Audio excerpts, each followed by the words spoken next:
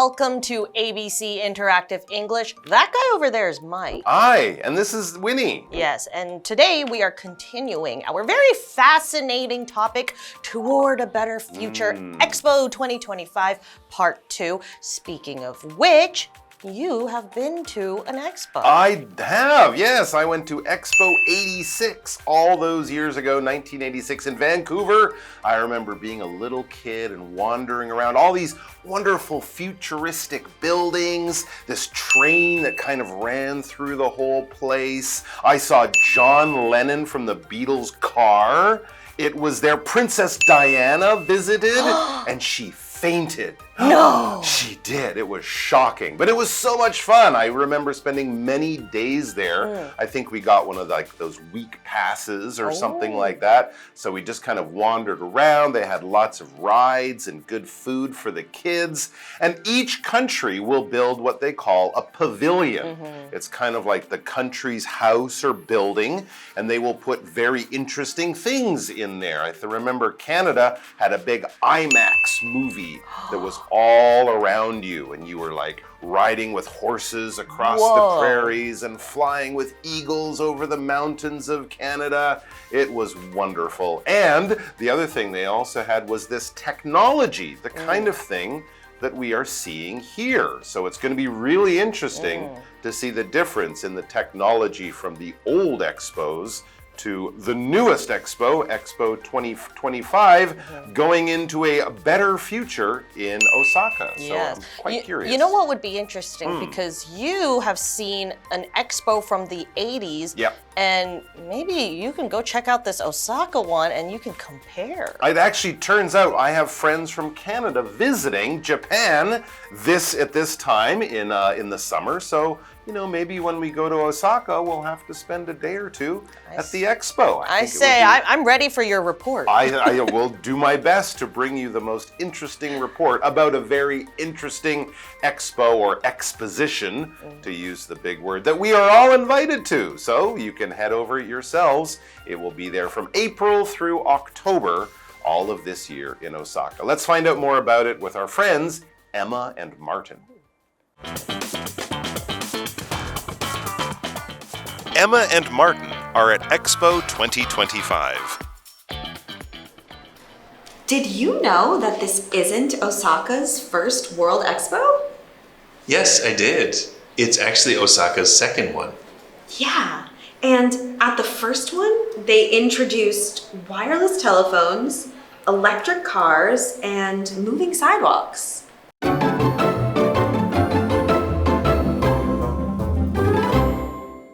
It's time to get started with today's episode, Toward a Better Future, Expo 2025, Part 2, where we are meeting our friends, Emma and Martin, who are at the Expo. That's right. So the dialogue begins by saying Emma and Martin are at Expo 2025. Did you know that this isn't Osaka's first World Expo? Wow. Okay, so they've had an expo in Osaka before. I didn't know that. I didn't know that, but Martin is clearly much smarter than we are. He says, yes, I did. He did know that this 2025 is not Osaka's first World Expo. He says it's actually Osaka's second one. So they've had two, not three, not four, but two. Two's quite a lot. Two's quite a lot. I can think of maybe I think New York might have had two, maybe London, I'm not sure, but still, that is pretty special. Yes, and let's continue on with the dialogue. Emma says, and at the first one, they introduced wireless telephones, electric cars, and moving sidewalks? Wow, okay. I wonder how long ago it was. Yeah. Those are pretty modern machines. Yeah. Emma uses this word introduce. So to introduce someone to something, it means to make something known. This is the first time someone has heard of something. For example, someone introduced me to mayonnaise drinks. And then you hate that person now. I don't talk to that person. You don't talk to that person. They introduced you to mayonnaise drinks? What they call it is drinkable mayonnaise. Oh, that's disgusting. Why I didn't did drink it. Did this person hate you? Maybe that's what the real reason is. That is very strange. But okay. we have never heard of a drinkable mayonnaise. No. So I just introduced you to it. You did, and now my life is worse. I'm sorry. Thank you. But yes, right. if you don't know about something, Yes. someone introduces you to this new thing. Exactly right. Or we can also mention that when you go to a party or you're meeting someone, right? Hi, I'm Mike. Yes. Hi, I'm Winnie. See, there you go. Or I could introduce Winnie to another person, right? So basically, something that was not known is now known because of what you said or what you did. So they introduced wireless telephones, electric cars, and moving sidewalks. I guess for people at that time, these things were not real in the world. They didn't have them around them. Maybe they imagined them or read them in a science fiction book, but this was very, very modern technology, especially these wireless telephones. This is an interesting word. Wireless basically just means you don't need to plug it into the wall. You can move it around, you can walk around while doing it.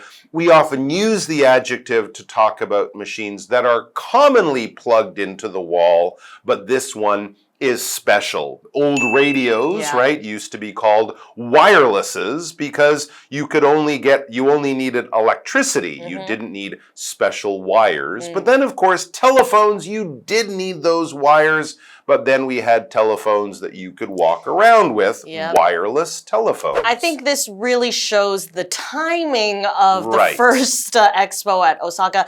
As I'm sure the viewers, I think you guys haven't even seen a phone with a wire. Well, they are less and less common, absolutely. But then again, there are other words, other machines that we don't use this word for. Most computers, especially the big old PC kind, you plug those in, but a portable, a laptop, we would never say, oh, this is a wireless computer. I can use it in my office or in the coffee shop. So you need to be careful with this. But often it's an older machine, but now we have a new version where you can walk around and use it anywhere, like a telephone. Which I'm sure everyone has a telephone in their backpack right now, not during class, but it is basically a device used to help people communicate with each other with their voice. Hi, Mom, I'm coming home. Yes, I'll pick up the drinkable mayonnaise. So this is a device that we all pretty much have in our pocket, but back in the day, these were attached to maybe a wall or a desk.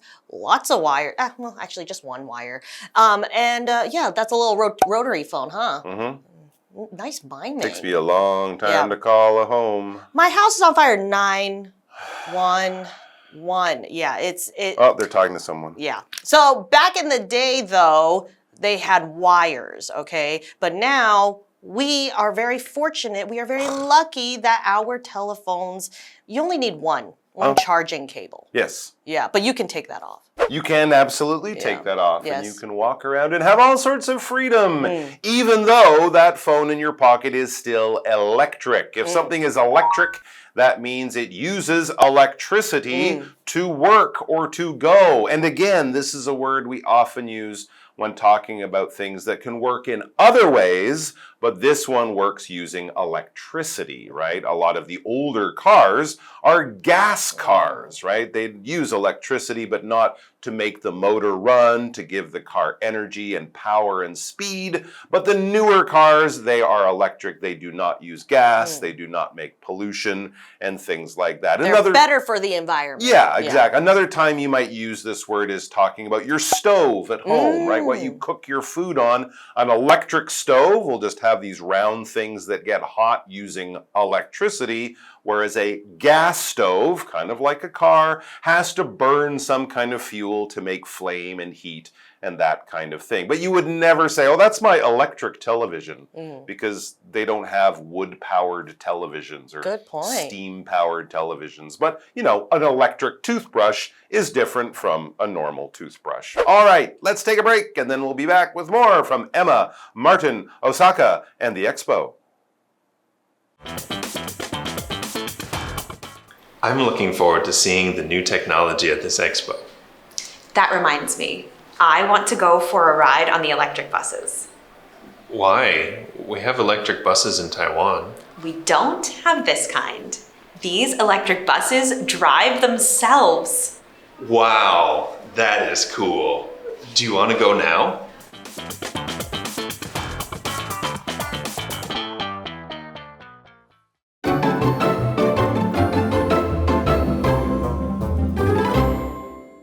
Welcome back from the break. Before the break, we learned that this is not the first expo that Osaka has hosted, but the second. That's right. It's not their first rodeo. Exactly. So it should be good, right? They know what they're doing. Yes, they introduced, which means to bring something new to people's minds, wireless phones. Yes. Driverless cars. No, electric cars. Electric cars. And moving sidewalks. That's the one that I'm still... Have we gotten there yet? Sure, you know, at the airport. Those things you stand on and you kind of like a travelator. Yeah, a travelator. But not in public, like not outside. Well, the airport's public. You have a private airport? You're very fancy. You're right, but you're right. We don't see them downtown. Yeah. I think rain is probably a bit of a problem. Yeah, that would be not a good mixture, but still, it does seem kind of futuristic even now. That right? is exactly. When you're on a moving sidewalk, you're like, oh, I'm in a space station. Yes. This is kind of neat. Anyway, so that was in the past, though. Remember, that's not the expo this year. So, as Martin says, and as I'm thinking back in our dialogue, I'm looking forward to seeing the new technology at this expo. Right. He's looking forward to it. He's excited about it. And he's also probably wondering what it will be. Well, because if we went to an expo this year Yes. and they introduced to me electric cars, I wouldn't be very surprised. I still think air fryers are the future. I've never actually used one, and to me, that's almost as exciting as going to Mars. That's true. That is true. You know, it all depends on who you are. Yeah. But yes, there will definitely be things that might seem similar or familiar, but other things I'm sure will be blown away. Like out of a science fiction novel. Well, Emma then says, that reminds me, I want to go for a ride on the electric buses. Oh. This is something that I'm still very amazed about because electric cars, while they have been around, electric buses, that's kind of a different thing because a bus isn't the same as a car. It takes a lot more moving parts to make an electric bus functional. That's right. And they need to work all the time. Oh, yeah. They got a lot of stops. They're driving around all day long. And so we have Emma who says, reminds me, that reminds me. And to remind someone is to help someone remember something. So, for example, your teacher could remind you to do your homework tonight. Otherwise, you won't get a passing grade. Yes, and if you have a really good teacher, they will remind you about the quiz tomorrow. So you don't arrive and go, oh, what? Yeah. Because that would be bad. That would be bad. But yes, if you're going to go on a bus, you are going for a ride. And we have that phrase there as another little thing to point out. When you go for a ride, basically, you are on some kind of moving vehicle. I guess you could even go for a ride on a horse. Most people don't. But if you have a car or a scooter or a bicycle or a bus, train, airplane, boat, ship, ferry, many things that move, you go for a ride. The only thing you don't go for a ride on are your feet. You wouldn't say, I'm going to go for a ride on my shoes. I'm going to walk to the store. Maybe you're going for a ride on someone else. Maybe they're piggybacking you. You could be on their back, but that would be a very short ride. Yeah, that wouldn't be a very long ride. Okay, that's enough. Get off. But yes, if you're on your bike or if you're on an airplane, you're on an airplane ride or you're on a bike ride. You're on a vehicle. It's moving. You're seeing stuff. It's fun. Usually it's not too long. No, it's not too long. That's right, especially for something like this at an amusement park or an expo. Martin, though, he's a little surprised at Emma's excitement about these electric buses. As you say, they're cool, but they're not exactly it's not new. From the future. So he says, why? Why are you so excited? We have electric buses in Taiwan. Yeah, you can see them. They're kind of a special color. Yeah. They often say that they're electric. This isn't like a spaceship or something. Yeah, but Emma then says, we don't have this kind. These electric buses drive themselves. So just now you're talking about driverless cars. Well, I'll do you one better. This is a driverless bus.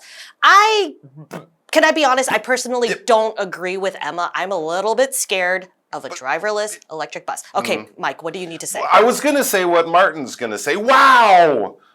That's all I wanted to say. Wow! Electric buses that drive themselves. I'll say it one more time, but I'll say it backwards. Wow! It's the same word. That was, yeah. That's pretty cool. I mean, I've heard of electric buses. I've heard of driverless cars, but I haven't heard driverless cars always work so well. Exactly. But an electric bus driving around the World Expo site would probably be much safer, right? Wouldn't you feel more comfortable? I don't know. But Martin, he's excited like me. He says, wow, that is cool. Do you want to go now? There's probably a place you can get on the bus. How about I watch you get on the bus and I see you enjoy it from outside? As long as I don't die, you might try it. I like you. You try it out first. You're such a good friend. Yeah, you know. And speaking of good friends right now watching us, it is time to say goodbye. But don't worry, we have one more part tomorrow. Okay, I'm gonna go on an electric driverless bus. I'll see you then. All right, Bye.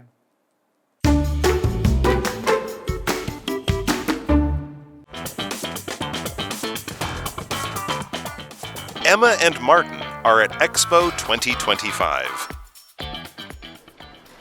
Did you know that this isn't Osaka's first World Expo? Yes, I did. It's actually Osaka's second one. Yeah, and at the first one, they introduced wireless telephones, electric cars, and moving sidewalks. I'm looking forward to seeing the new technology at this expo. That reminds me, I want to go for a ride on the electric buses. Why? We have electric buses in Taiwan. We don't have this kind. These electric buses drive themselves. Wow, that is cool. Do you want to go now?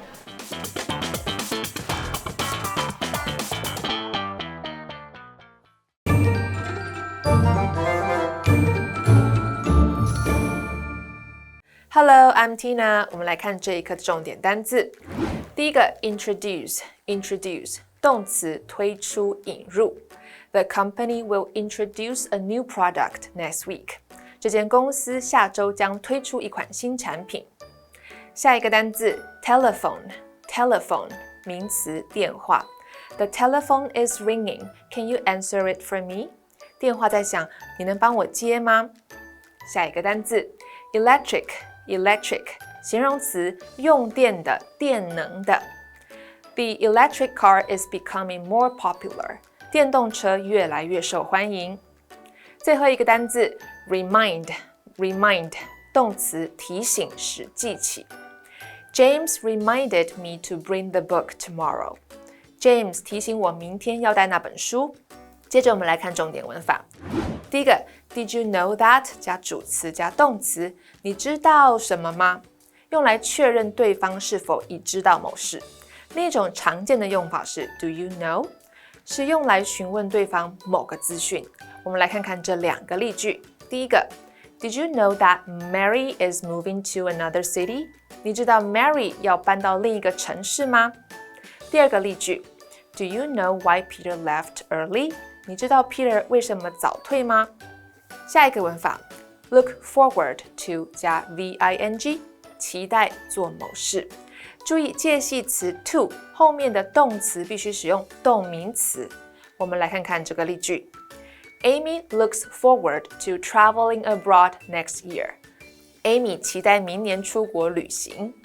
最后一个文法 Go for a ride 搭乘交通工具兜风。Ride 在这里是名词，后面常用 on 来接交通工具。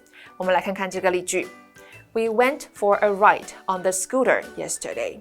我们昨天骑机车兜风。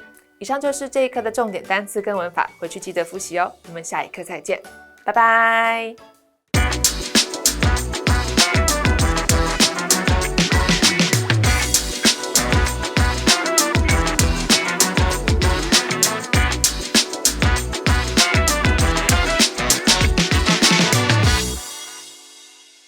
Hey, it's Kiwi on the street. I'm Kiki. And I'm Winnie. And Winnie, I think it's time for lunch because I'm a hungry hippo. Hippo, where? Oh, we need to protect ourselves. No, I'm saying like I'm a hungry hippo because I'm so hungry. Okay, and hippos are usually very hungry. Yeah. Okay, well, I guess it's time that I practice my phrases. It's time to work on some phrases. So, a monkey's aunt or a monkey's uncle? Monkey's uncle. Okay, what do you think? Then I'll choose the opposite. Oh. A monkey's aunt. A monkey's aunt. A monkey's aunt? A monkey's aunt. I'm sorry. It's a monkey's uncle. But it's okay. You have another try. Like a rabbit in headlights or like a horse in headlights? Like a rabbit in headlight. I think rabbit. Like a rabbit. Why not a horse? Horse is huge. Oh, so they're not scared, right? Maybe. Like a rabbit in headlights. I'll choose the next one. Oh, really? Like a horse Okay. in headlights. Okay, like a horse in headlights. I'm sorry. She's right again. Full points. So it's like a rabbit in headlights. What did we learn today? We learned some new phrases today. Let's take a look at them. The first one is a monkey's uncle. This phrase is used to express surprise or amazement, sometimes even disbelief. One origin of this phrase is thought to come from people that disputed Charles Darwin's theory of evolution. Darwin's theory, of course, was that humans evolved from apes or monkeys. And at the time, the theory seemed ridiculous to people. So, to express amazement, they would say, well, I'll be a monkey's uncle. Our second phrase is like a rabbit in headlights.